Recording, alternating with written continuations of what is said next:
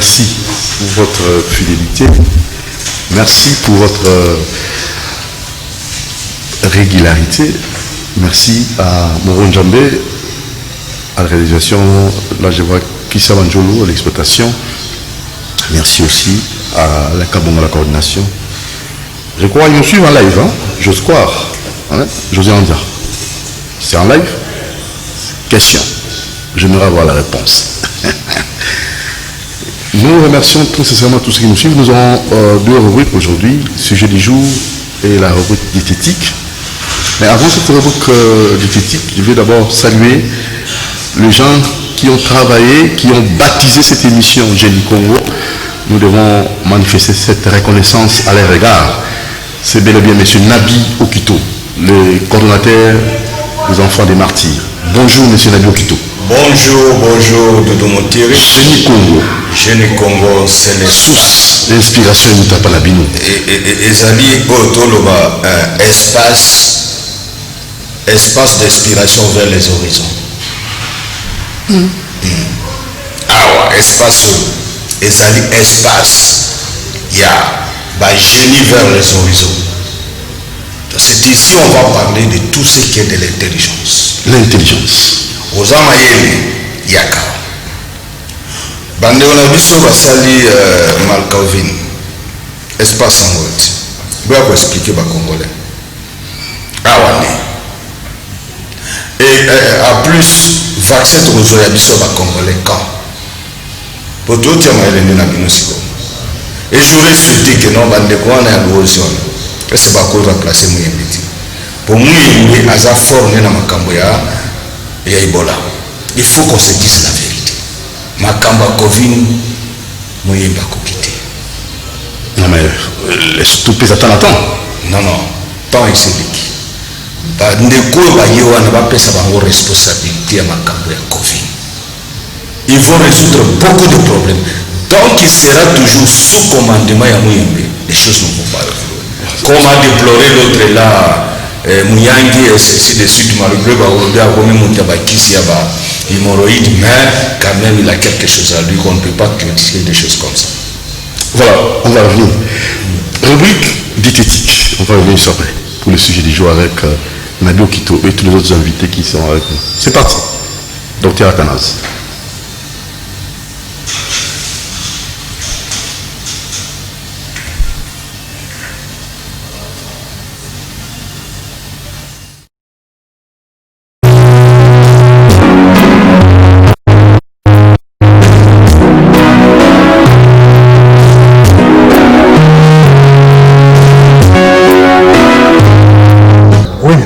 Merci Doudou Moutiri, merci Moron Djambé.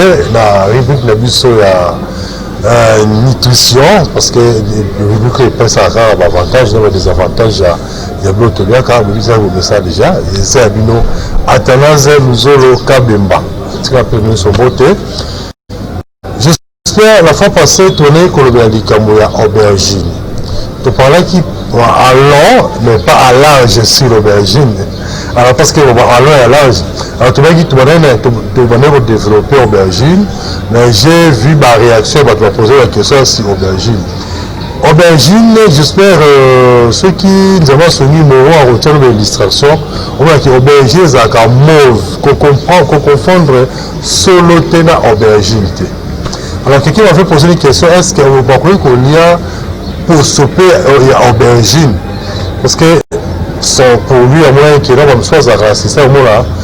À la aubergine, mais surtout tout pour nous, à l'ongole va pour sa aubergine, à Boaki et puis tout pour nous. Mon soeur sera ça un peu moins sauce naïe, mon avis, à l'ongole va pour sa aubergine, après à celle de mon sauce naïe. Est-ce qu'elle connaît pour sa aubergine, les hommes bien malade? C'est ça la question à poser naïe, mais avec la réponse déjà de l'euro de la suite effet à aubergine, comme ça, m'a répondre. Alors, mais toutefois, Yébabou, suivez-moi très bien, attentivement.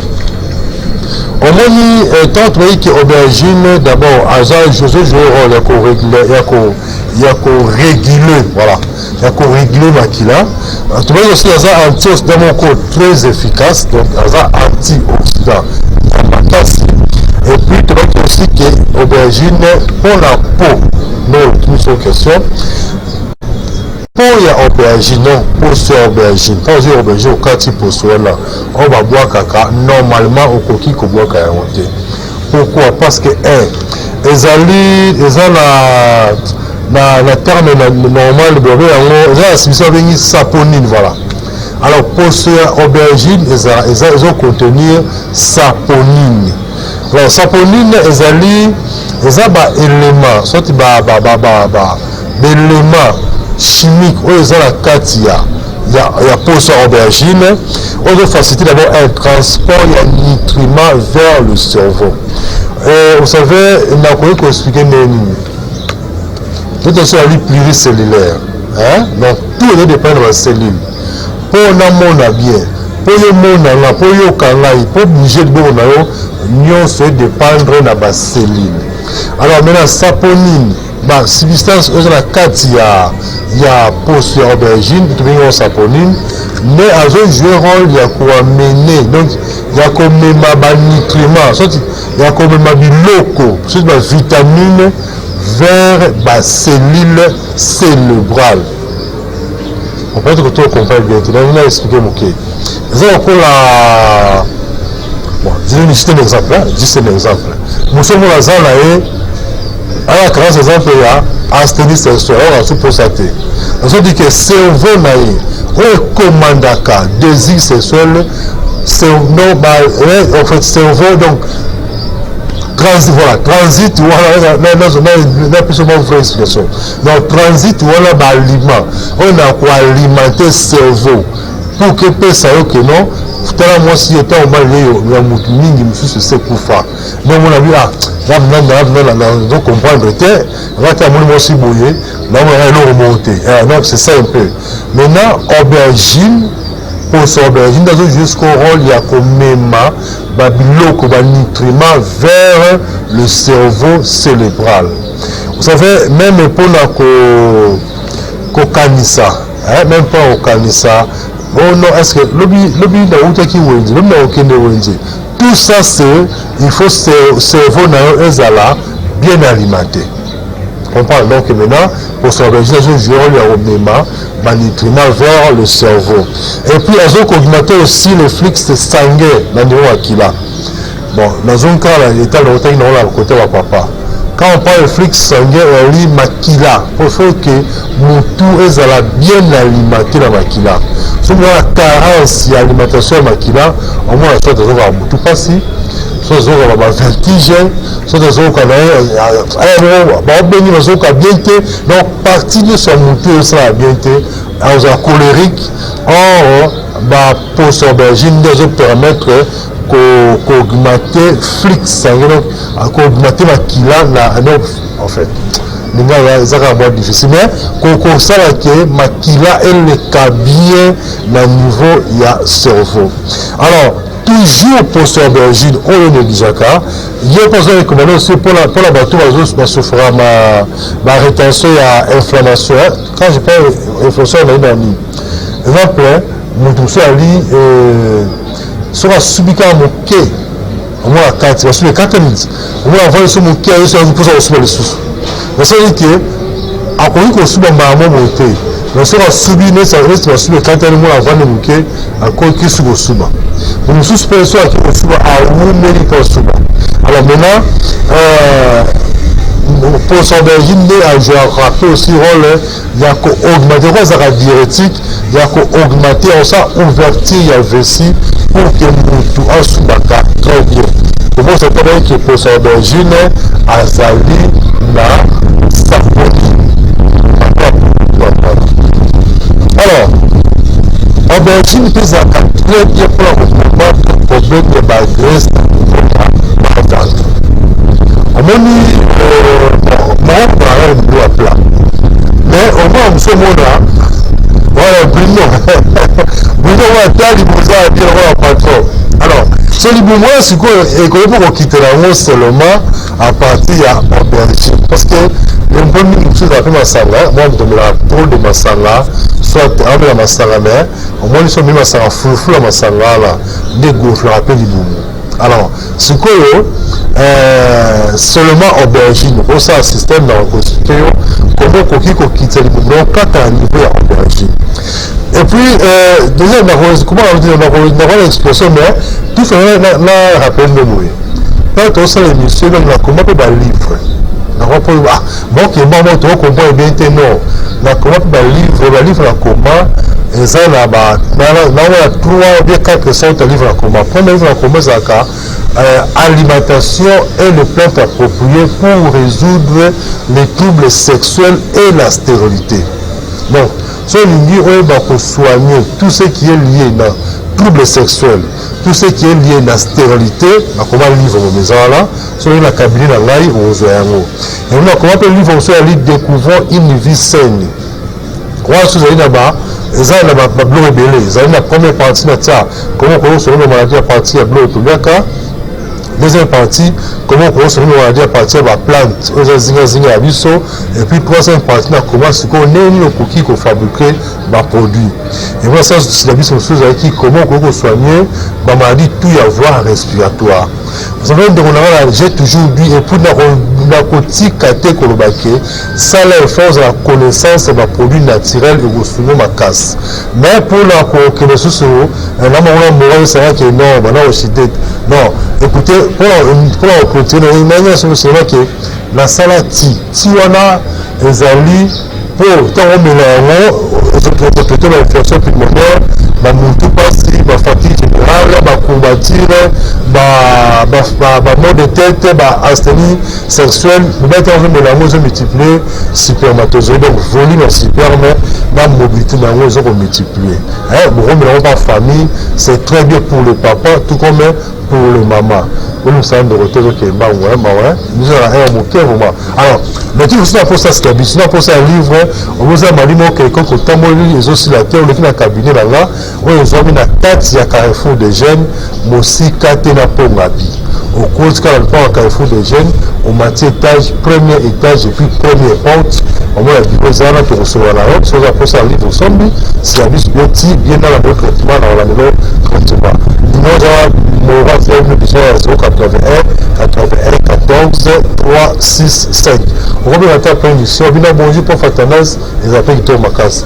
Alors, ça c'est la rubrique où on peut se légaler Moro Nzambé. On est monté à l'émission et puis il y a un pays du bout au motif. On est en de reposer à un moquet. Tout le monde prochaine. Bye bye.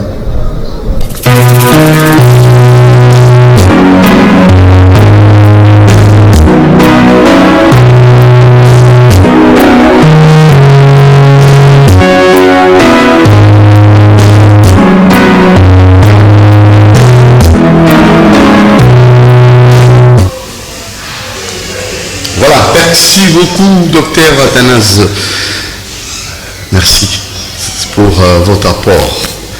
Place à notre sujet du jour, apport et un moko dans le secteur Ouazamakasi. Donc on va faire d'abord appel à M. Nado Kito, toujours en Bakalamité, et chaque Congolais où il y a moni dans le secteur na moko, dans la posa et faire des moko na biso. La porte est grandement ouverte. Vous bien la même numéro plus 243 89 61 52 634. Alors c'est parti avec le sujet du jour.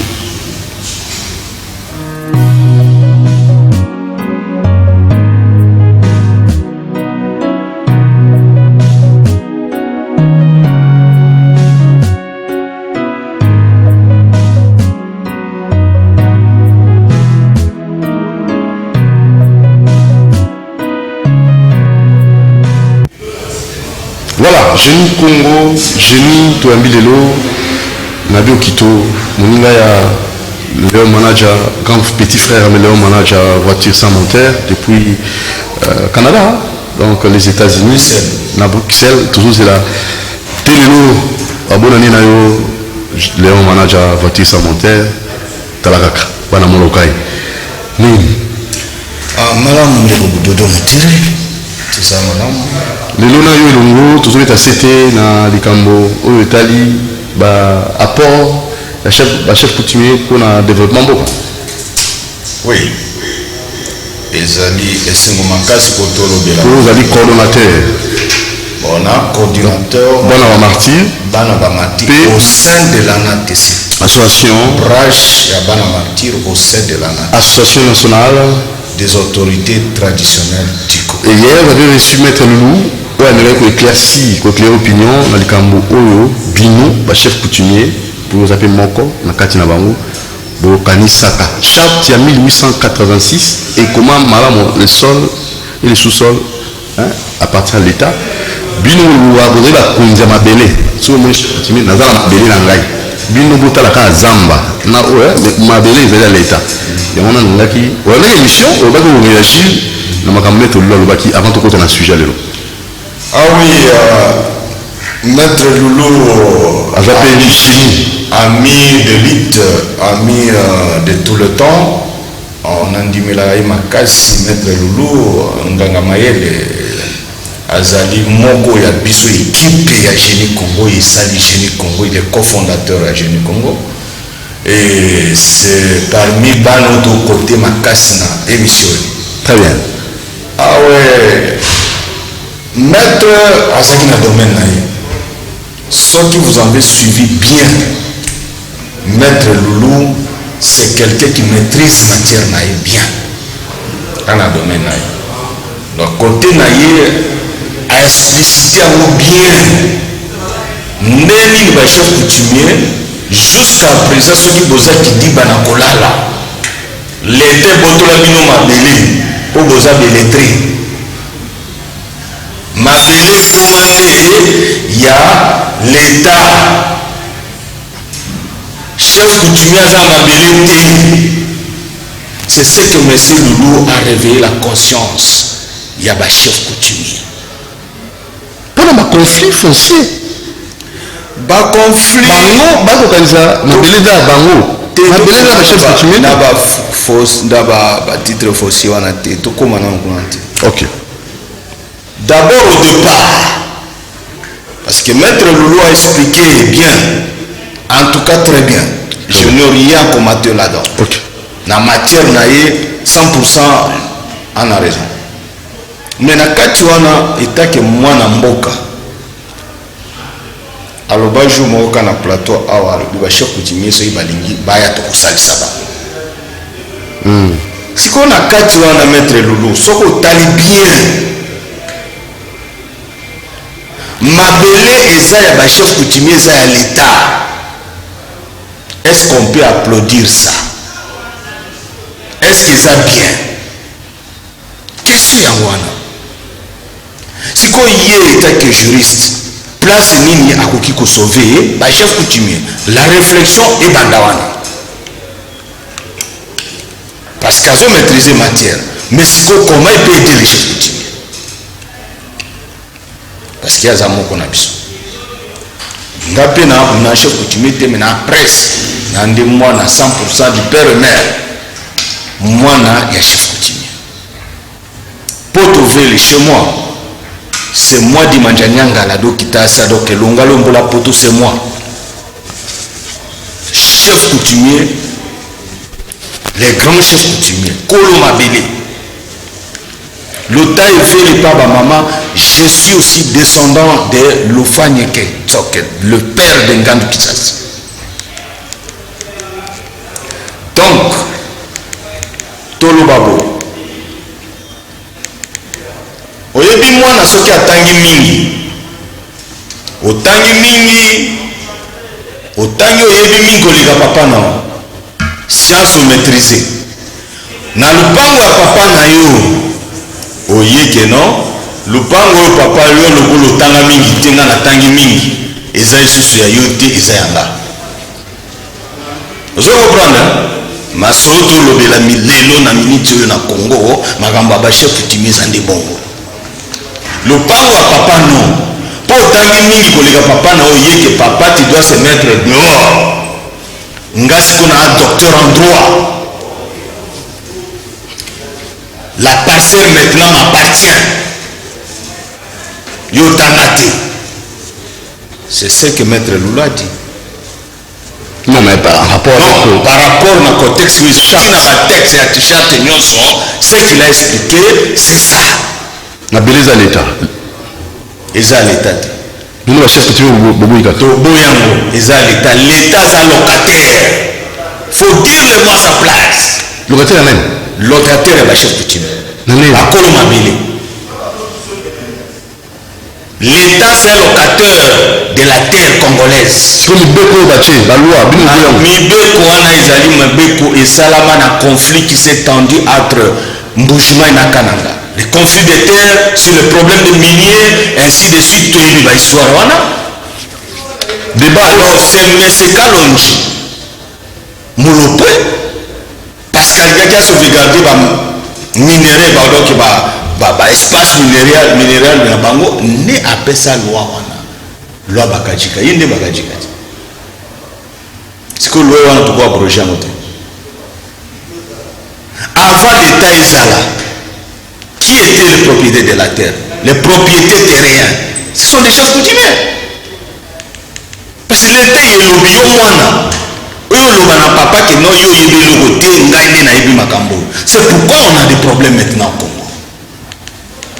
Voilà qu'aujourd'hui, les Américains, les impérialistes au Walingi, au Balobi, suprématie de blanc. Vous avez suivi dans le réseau ce qu'ils ont dit. Qu'il faut que vous m'appeliez de 3 milliards de peuples bantous noirs. Et comment dit? Et comment ça va vidéo comment ça? Ça là aux États-Unis va déclarer officiellement par boîte dans les réseaux sociaux. Qu'il faut. Vous avez des sources? Oui. Oh mon papa, moi je ne parle pas dans le vide. Nazana source quota a raison. Suprématie de blancs. Aux États-Unis, vous allez trouver ça. Il faut tuer plus de 3 milliards des Africains noirs parce qu'il dit que les noirs sont des paresseux. Ça quoi combler mon qu'il est dans le vide. Et d'ailleurs en anglais, Trump, leader Nabango et la suprématie des blancs, à l'Obabo, Africa is a hall of darkness. C'est un trou de ténèbres. L'Afrique, tous un trou de ténèbres.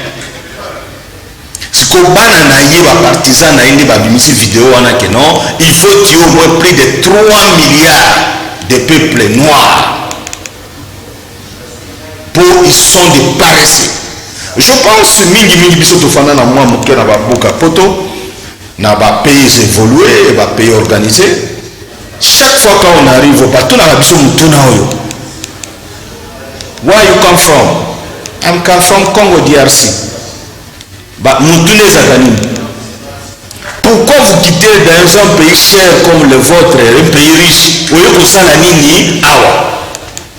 Ata président de la République ayebi lisolo pour vivre na poto. Ayebi yepe batuna question wana. Yoza congolais oyo koluka nini na mboka oyo.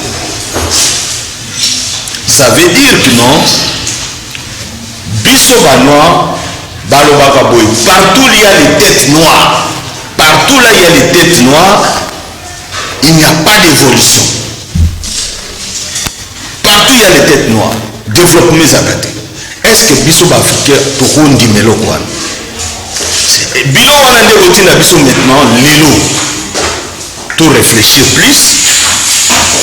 Tout travailler comme a dit le chef de l'État, Kisalo Mibanda.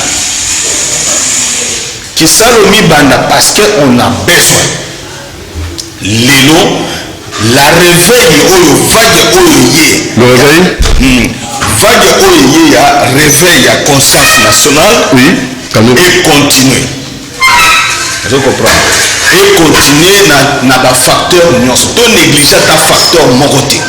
Moi, mon souci est que de ne pas négliger aucun facteur. Qu'il soit l'histoire des choses coutumières, restauration des forces ancestrales, tout restaurer force. Bon, qui m'a préparé comment il va exterminer plus de 3 milliards de Congolais. Est-ce que vous comprenez? Et des Africains noirs. Alors, ça veut dire que non, dans tout ce que nous faisons maintenant, nous devons réfléchir à propos de ça. Les amis se préparent contre nous. Qu'est-ce que nous préparons contre l'offensif? Intellectuel, scientifique. Batamaye les mboka na biso. Boyoto yoba suprématie blabalobi. qu'est-ce que nous préparons, nous les Africains? C'est là où nous disons que non, nous devons quitter dans les accessoires. La démocratie, la politique vient que du monde du ténèbre. Ça ne vient pas de Dieu. Alors, la politique, c'est l'art de bien bâtir le monde cruel. C'est ce monde des criminels. Dans le vrai sens du mot. Alors, avec l'âge de lumière, pour apparaître avec l'âge de lumière, il dit ceci: développement d'une société d'un site à une autre. C'est pour nous tromper. Alors maintenant, bino va chef coutumier, apport na bino pour le développement boka. Parce que tout ça, on va appeler bandi kona biso, oyo bazana ONG, normalement na biso ma philo, fondation, bazana fondation, bakodo apport na bango pour le développement boka. Et tout j'attends, donc on s'amène, on la biso, on a tina likambo, et bino va chef coutumier, qu'est-ce que vous faites pour Namboka Nabiso et Zouabon développement palpable, parce qu'il ne faut pas tout ce que la canne a rêverie, n'a pas théorie belé tout le macambo pratique. Il y a la fondation Maman Philo, qui a précisé aussi, Bazali Kosala, Nisala, où ils sont visibles, puis Bazali Kosunga, la personne vulnérable. Apport Nabino pour le développement. Apport Nabino, c'est un Nakachambo. Parce que biso nde to na société, biso nde toza na population, biso nde tozali kosimba mabele yokilaka biso, zambe yokilaka biso, mai yokilaka biso. Soki tembe ebele bamona yambe makambo ozongela te. Donc apport na biso ezali parce que le gouvernement, ministère de l'Intérieur etika kotroubler ba chef coutumier. Moutaza na base à déchirer corps à chef coutumier, c'est le ministère de l'Intérieur. Depuis lors, dans le ministère d'aujourd'hui, mais depuis lors. Parce que le ministère de l'Intérieur a connu Moutotel dans un président officiel. Il y en a ici. Actuellement, c'est qui? Actuellement, c'est qui qui sait de Wilibert. Si vous battez des gens, des années que non. Bazokende kopesa baarrêté na moto ya sali ba élection machiavélique ba messe noire na ba palais du peuple akiosa makambo na ye lolenge na ye na mbongo na ye paza na mbongo abengi ba chef coutumier lokuta alatisi ba civil bilamba comme ba chef coutumier batondi na salle ba image leki na télévision balobi non voilà ba chef coutumier baleki voilà ba chef coutumier ba voter voilà ba chef coutumier et puis ministère de l'Intérieur yebi très bien que moto oyo azali officiellement actuellement na tête ya anatisi ezali tungu kise Philibert. Comment okoki kokende opesa moto mosusu arrête? Vous comprenez? Comment vous ne pouvez pas me dire? Quand on a fait un chef coutumier, on coûte à l'organisation et belé à chef coutumier. Pourquoi tout ça? Alors, on ne fait pas cela. Pourquoi beaucoup des organisations de chefs coutumiers, besoin de ça, la certificat, certificat d'enregistrement, beaucoup des organismes désorganisés par chef coutumier. L'élo bango la menace bandit à partir de l'Europe, de l'Amérique. Suprématie des blancs. Ils nous préparent pour nous attaquer. Si nous sommes préparés, la force ancestrale, la force qui nous protégeait dans les temps, comment nous allons faire demain? Nous allons se défendre demain. C'est pourquoi nous demandons que, biso concrètement, notre chef coutumier, le président de la République, le gouvernement congolais, anatese zalobese moko mibaliti. Anatese zala moko babrèche mike nyonso ezali na anatese oyo bapesa bacertificat wana baapproche bacertificat wana bazonga ensemble tozala na structure moko oyo ezali na président national toza na baprésident ya baniveau ya baprovince toza na baprésident bakozala na niveau ya ne toza na lukunga toza na président ya commune toza na tina niveau sectoriel.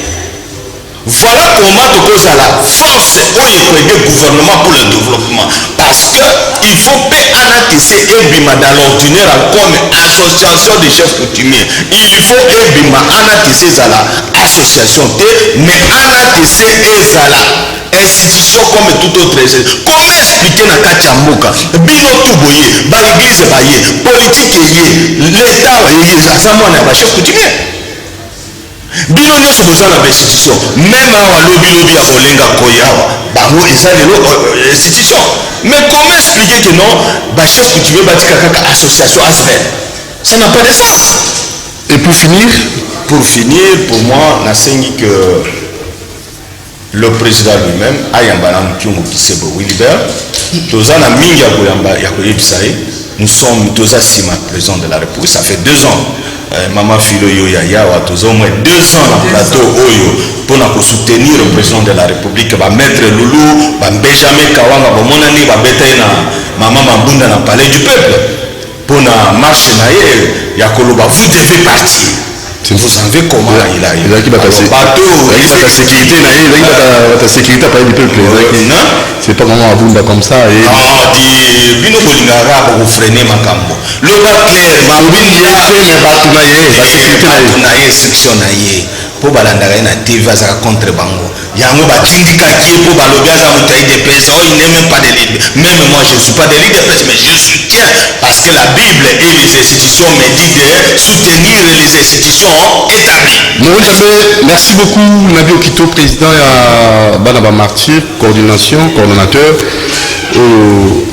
baza parmi ba cofondateur ya Génie Congo. Merci beaucoup la présence tayo. Merci. Et tout comme maman na biso maman Philo, il peut aller en tant que génie combattante. Oui, bien sûr. Apport na pour le développement boka maman Philo, bonne année. Bonne année, meilleurs vœux, Moutiri Doudou. Na Momoté na se faire accompagner na président. Il y aura pour se présenter. Ah bon. Mais en tant que partenaire na Bisso, mais Azali président et la jeune chambre de Congo Kinshasa au Québec. Donc il y aura pour le bon bien sûr, c'est ça non? Oui, c'est bien ça. Oui. Il s'appelle Fabrice Ilunga. Fabrice Ilunga. Ah. Fabrice Ilunga, bonjour, bonne année. Bonjour, bonne année à vous également. Moi, je voudrais que ça comme la présentation. Peut-être les Anguilou, maman Philo l'habité. Bon, comme on a effectivement, les Fabrice Ilunga, na outil na Montréal, na Canada. Alors, effectivement, nous sommes président de la Chambre de commerce à Congo Kinshasa au Québec. Maintenant, ça fait maintenant 4 mois où est-ce que nous sommes en Ranch Nabiso ici en RDC, na 30 Tower na Gombe, na 13e étage. Nous sommes pour accompagner les jeunes entrepreneurs na bango bazo sala pour pouvoir pour la expertise pour réussir dans le domaine na bango bazo linga. Kazali. Pardon? Comment on dit Kazali? Non, ton pas Ilunga. Ah, Ilunga. On comprend que Kazali. Mais c'est Ilunga. Pourquoi tomber à maman Philo? Bon, les amis qui en fait invitation parce que toujours collaborer dans le cadre de la structure Nabiso Mibale, il est perdu pour accompagner les jeunes à Kinshasa. Biso toujours ça sensiblement la même chose. Alors, biso l'esprit Nabiso et la chambre de commerce, on a toujours fonctionné l'esprit pour fédérer ma force. Il y a l'organisation pour que tout soit un peu plus efficace dans ce que nous faisons. Alors, vu que nous avons déjà entamé l'initiative, par exemple, actuellement, toujours prévoir moi activité, moi, il y a jeune artiste que Maman Philo a pour encadrer ici localement. Biso peut toujours beaucoup plus de visibilité à niveau international. Donc, toujours collaborer par l'initiative à Bouindi, mais toujours permettre à biso tout ça efficace. Na bateau ba yebi terrain comme il faut. Na biso tout tu peux comment to fédérer force na biso pour tout sur jeune na biso. Vous êtes conscient que les lots jeunesse c'est un problème, il faut un coup de pouce pour la développement. Oui, jeunesse c'est un problème, mais je pense que pendant longtemps, jeunesse ça va pour s'attendre beaucoup à ce que le gouvernement va pouvoir au sein de la camion sur la bango. Les lots nous réalisons qu'il y a eu beaucoup de limites, il y a eu beaucoup des efforts qui auraient pu être faits au niveau de la gouverneur à Bissau, mais pendant des années malheureusement, efforts ouan les qui soutenus.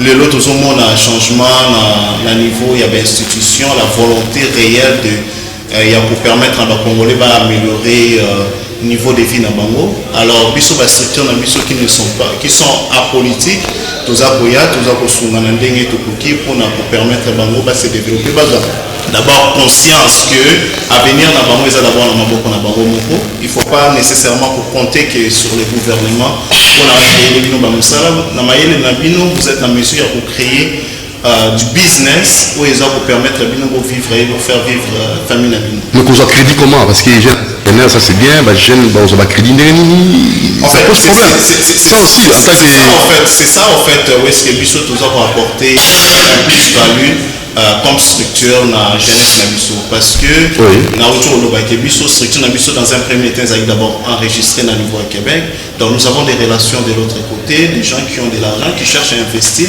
au niveau international et dans en Afrique particulièrement en RDC.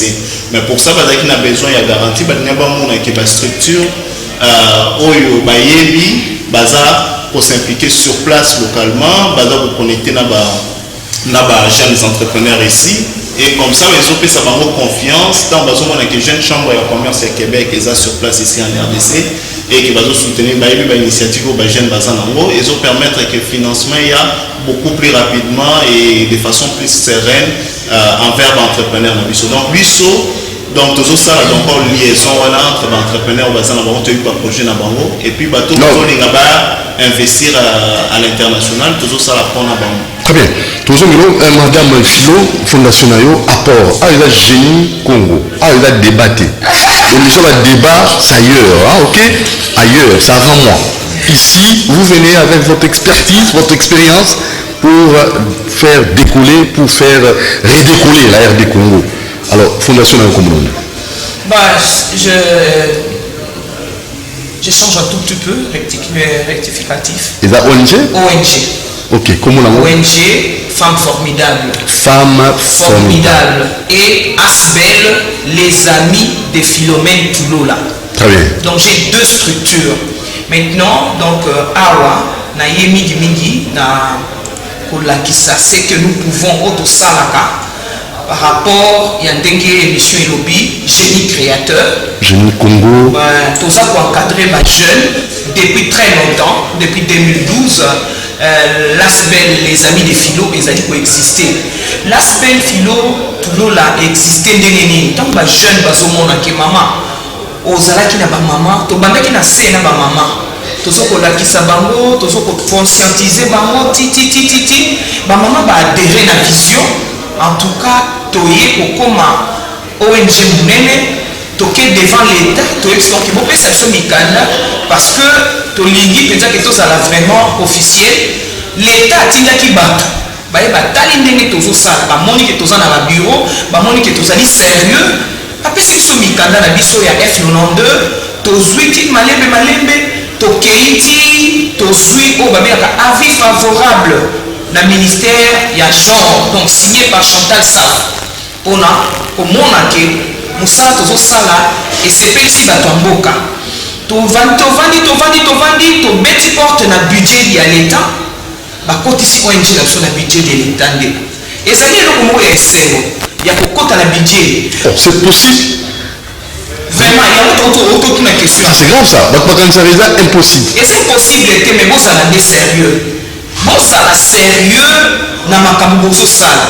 Mais il y a des gens qui se passe. Depuis que tu as un budget à l'État, tu as un budget à je crois que c'est la 4e année. Depuis que tu as un budget,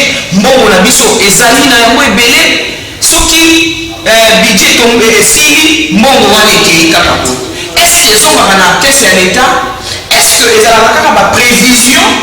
Est-ce que ça a un pensa que ça a un toyebi ke ya mwana moto so peta cédé en tout cas na gouvernement ya union sacrée ngala moni en tout cas ça même plaidoyer na ko ça même pétition ya bato libanda pour na concernant ba ONG tozali ko so financement na bisoté toko travailler ndengeni monsieur Lunga ça pardon oui on pour la question pardon tozokozwa petit moyen na zoli ya bana na biso na mibali na biso tosalisaka bamama maraîchère basala bilanga wana ezosalisa kinshasa tobokola bana mike tozosalisa bajeune topesi formation na yebi te soki akozala baimage oyo na ye nango tozoforme plus de 500 jeunes et des mamans sur l'entrepreneuriat sur nos propres frères. Sur nos propres frères, qui sommes-nous? Tout ça n'est pas comme non, sous d'autres cieux et ça la mandé. Vraiment, l'État, il faut accompagner Bissot. Tout ça, c'est la vie bon, on a vu approche la communauté. Pour prouver que tout ça est plus que nécessaire et tout ça plus que sérieux. Bino mo pesi biso mikanda, bino mo côté biso na budget. Mais pourquoi ceux qui tosali to komi projet na biso et ko kendeti na ndenge kozonga tozo sur bongo te toza na pasi difficulté makasi. Mais so na ye biso misala tozo sala ndakisa okondima te na lati bilonga matoyo pamba te. Mwana ya ONG na ngam tasala yango. Tu peux croire? Mais na lata kango na zan jamais toutes les couleurs. Mwana ya Kinshasa oyo eza libaya ndenge omona ngo boye ba téléspectateur bata eza libaya kaka. À partir de libaya mwana oyo natalaki ye aza na génie na ngam tuna lakisi sikoyo qu'est-ce qu'il faut mettre na ba boucle d'oreille wana ngalobi moi je plaide pour la femme congolaise tielangai ba image donc eza bana baza na mayele mais sikoyo na mayele na bango toso bakana oya biso ngalobi jele na lingite génie Congo génie penza ya boyo na lingite osalela biloko neti ya poto tolembi yango il faut promotion ya biso promotion ya femme africaine ya ba valeur na biso na yebiso que parce que tozwinga pied levé jamais de toute forme même drapeau ya RDC ezali même drapeau ya Afrique ezali mwana oyo est-ce que azosengela te bato lokola ba jeune chambre basunga ye akende liboso est-ce que eloko ya litoi oyo soki moto alati yango eza mabe lene alati yango osepeli te ndeko na ngai makasi jeune garçon ya moins de 35 ans moto azosala yango bosoki biso bamama filo oyo tozalaka na un œil sur cette jeunesse te okoyeba ndenge nini ke bolamu mayele nyonso akolinga pesi nango mpe mosaleli yango te tozali ministère ya jeunesse nayebi te prochainement tokosala même plaidoyer mpo batikela biso ata yango parce que mosala ya kosala bango bazokenda kote ils sont toujours là ils sont trop politiques bazwaka mbongo to bazwaka mbongo te bozali trop politique pourquoi est-ce que vous ne coopérez pas avec les ONG? Est-ce que même si vous coopérez avec les ONG vous coopérez vraiment dans ONG existantes crédibles voilà que nous avons des gens des garçons na émission que prochainement na koluka caméra na yo tokende otala comment bana ya Congo baza mayele est-ce que okomona bana bazali koyembela sali bazali koyembela basi bazalaka na thématique moko ndeko na ngai chéri na ngai nalingako mingi luketo ntango bayepa na biso na les amis de Philomène Tulola toyebi bilongo tobi non moi c'est l'excellence moi c'est la vulgarisation vous devez changer boyemba banzembo ezali kokende na tendance ya kosala sensibilisation toza na ville très sale wana ezosenga ke conscience ya ngai na yo esala yo na domaine oyo ya yo yembelaka banzembo mpona kosensibiliser bato sur l'environnement la propreté comment bato bakoki kosala prise de conscience environnementale bana kaluka napesi bango mbote kuna kuluna oyebiki kuna bamelaka bombe yo yebi bombe bombe yango ngapi ezali biloko ezowuta na mituka bazomela ngo lokola basigarette et c'est chaque jour comme ça la plombe ouais parce que bazomela baplombe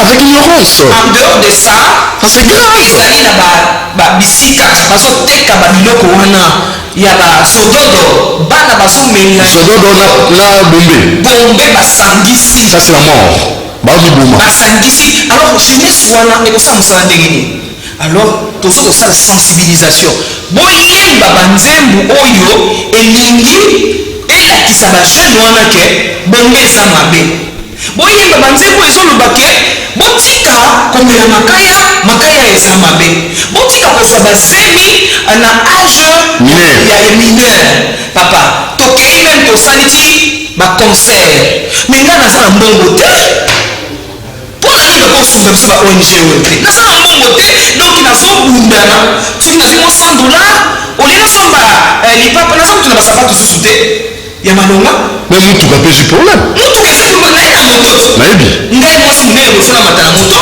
tout ça pourquoi parce que toza na makoki te parce que soki olobi ke mbongo oyo ozwi nasomba jipi omosoba nanga naza bato balangi yo nakopesa bango oyo baza na souci nakopesa bango bakokozwa numero pesalaka kolemba te eza pasi bato bazolanda biso toyebisi bango ke d'abord samedi de dimanche ya le 24 je nazosala mpe changement moke parce que lobi tolobaki ekozala dimanche prochain tomoni ke toza trop coincé dimanche ya le 24 en tout cas soki oza na mosala kosala te voilà biso wana ozomona ezali formation des jeunes tozopesa bango formation sur l'entrepreneuriat mama filo ngai ye wana na casquette mosusu nazala bakaskete wana eza formation bajeune wana ozomona basali baentreprise na bango petite et moyenne entreprise parce qu'ils ont appris il y a des professeurs qui nous ont fait confiance là c'est la première promotion il y a des femmes il y a des jeunes qui ont terminé avec cette formation ils ont appris ce que c'est l'entrepreneuriat et il y a de ce maintenant lelo baza déjà na kosala misala là nous sommes au marché na Gitsuka tokende kosensibiliser bamama sur cancer de sein cancer ya utérus ozomona bamama basepela na biso ata tomemelaka bango mbongo te eloko te nayebi te nga so okenda nga kuna okokamwa non tozosala mosala biso bato toza bo toza sur terrain tozosenga bosoutenir biso toza même pas ozomona tozofutelaka bandako moko boye mpona basiège ya bien te moko na biso ezotene nango na budget tozwaka yango te je te dis vraiment numéro na biso ndenge olobi 081 90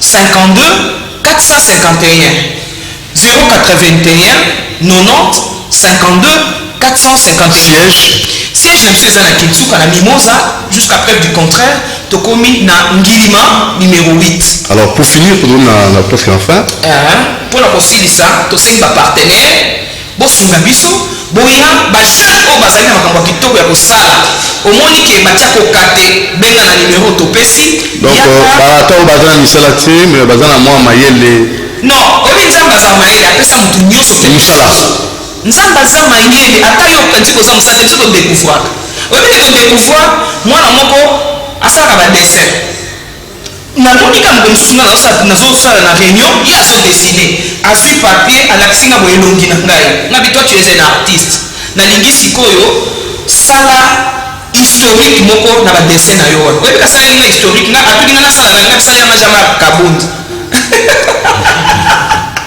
mais oui à tout seigneur tout honneur nga bisali nga na lutte ya Jean-Marc Kabundu oyebi kasali Jean-Marc Kabundu histoire na ye na ndenge abande kobunda kuna na kamina boye na boye nyonso wana so nalakisi yo okoseka mais sikoyo fo kopesa biso mbongo yango nayebisaki président ngabi président ata bino moko sunga alors merci Mafilo na casquette oyo ça va parce que na wana tokoya mbona Génie Congo na casquette mosusu wana toyela bebiso mosusu Génie Congo yana besoin na kambo ezosala mpona kodévelopper Congo donc Québec chambre de commerce monsieur Lunga pour finir tokoki na suka epuis nakosala eloko moko tokoya kolongwa na plateau tobosanaki azalaki président vice-président ya bacongolais na Montréal ok voilà donc eloko wana on a mis présenté Minité mais effectivement nazalaki vice-président ya communauté congolaise de Montréal de 2016 à 2017 nazalaki mpe na chance ya kozala candidat pour comme maire de Montréal en 2017 toujours moins de 35 ans et puis ambition voilà je l'ai même fait en bas de 30 ans d'ailleurs donc voilà donc mis à part ça on a eu quelques implications politiques na Québec donc voilà donc mayele nyonso oyo tozwi à l'étranger Dieu a voulu que tout monde nous a après près de 20 ans passés à l'extérieur du pays tout le monde a pour manifester un intérêt réel pour le pays pour pouvoir pour soutenir en fait ça faisait déjà un temps où il y avait une réflexion pour nous mais bon tout le monde a peu information climat politique climat politique, social, bon, tout le monde est de loin parce que sécurité n'a vu on prenait des paramètres. Très bien. Mais maintenant, là, c'est bon. Mais depuis l'année passée, bon, en fait, quand je dis l'année passée, depuis 2019, il y a qui n'a participé, qui n'a pas activité ici. Il y a Congo Business Network, il y a Makutano, Esco Béton et tout. Tout le monde a d'abord premier contact avec le pays après 19 ans et absence. Là, nous avons dit depuis décembre dans Zaliawa, il y a 2020. Donc, nous avons s'imprégner davantage la situation en Boka, toujours l'endélapé entrepreneur. Donc, il y a une lueur d'espoir. Il y a une lueur d'espoir. Peut-être, vu que Michel Koezo Kendenasuka, pour finir, tout ça,